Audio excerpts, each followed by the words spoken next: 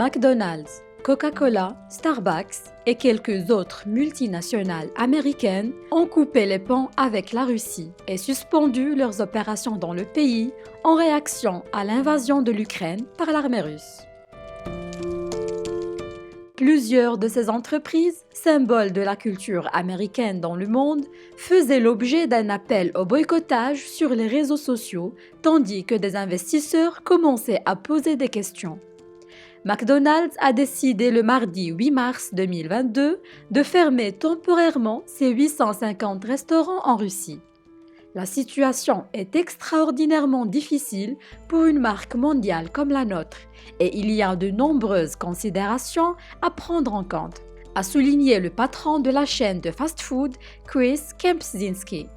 Le groupe compte dans le pays 62 000 employés qu'il va continuer de payer et de multiples fournisseurs. La Russie représente 9% de son chiffre d'affaires et 3% de son bénéfice opérationnel.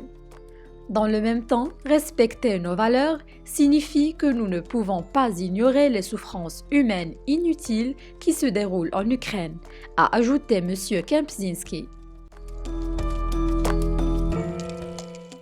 Starbucks, qui faisait valoir que ses 130 cafés en Russie étaient gérés sous franchise par un groupe koweïtien, a finalement indiqué le mardi 8 mars que ce dernier avait accepté de fermer temporairement les établissements portant son nom.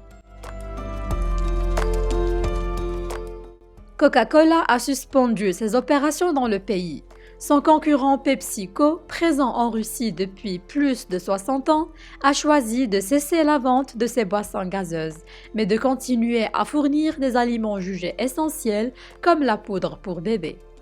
Son patron Ramon Laguarta a aussi mis en avant l'importance de continuer à soutenir ses 20 000 collaborateurs dans le pays.